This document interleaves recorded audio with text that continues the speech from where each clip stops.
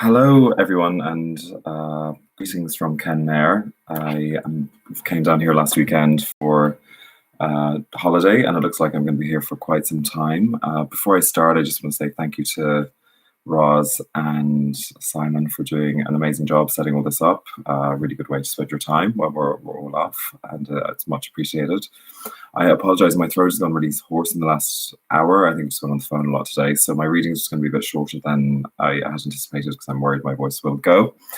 But the story I'm going to read is about a woman called Christine. She's recently bereaved. Her husband has died of a heart attack, and she's clearing through their house. And in the scene I'm going to read, she's actually clearing through the study, his bits and pieces. And the theme of the short story is really finding comfort in nature. Christine's story, the story is quite long, but she starts off as a child and a teenager who's just dying to go live in the city. But as the decades pass, we end up in the story in the present moment where she finds huge solace in nature.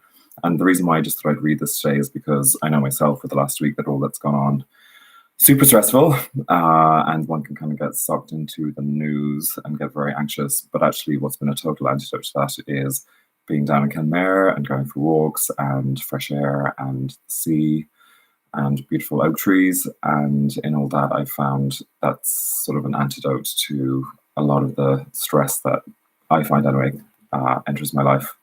So I'm just going to read the small section, as I said, from where Christine is clearing out Bill's study and reflecting on their life together.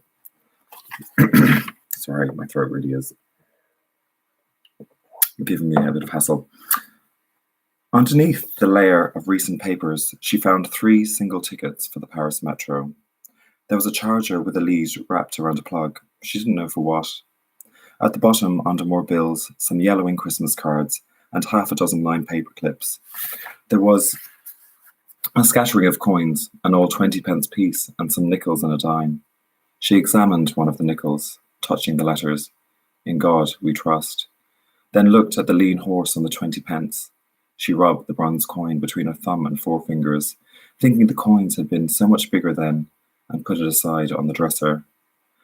Beside her, the first black bag filled easily with electricity bills from the mid-90s, health insurance renewals, and local newspaper clippings of unknown children at their first communion.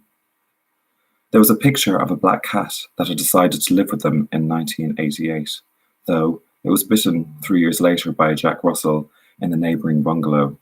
Christine, after returning home from work, had found Kitty by the back door, cold, with blood dotted along the path, and had thought how this cat, that hated to be picked up or even stroked, when mortally wounded, had come home to them.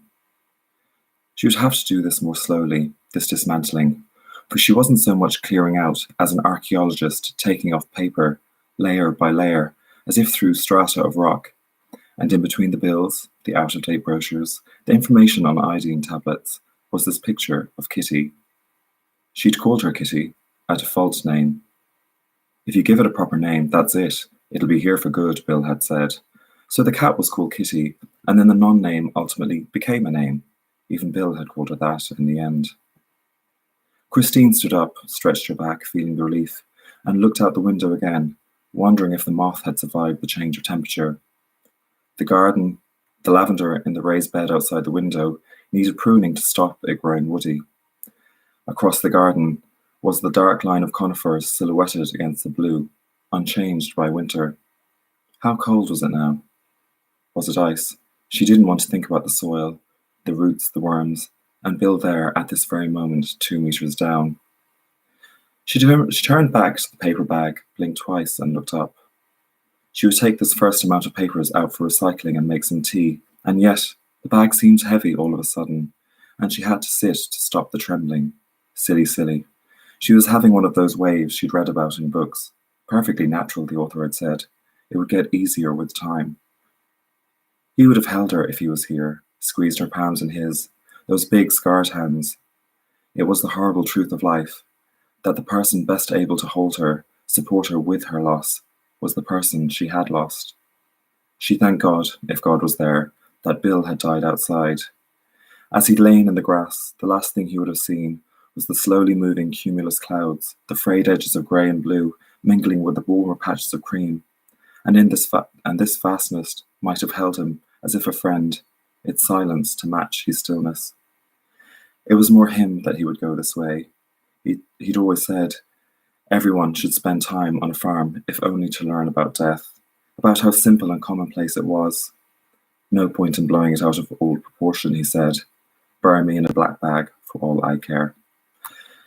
So, sorry the reading is so short, but even you can hear it. My voice is going. I hope you enjoyed the reading, and yeah, best of luck now at the moment. I know we're all in lockdown, and thanks for tuning in.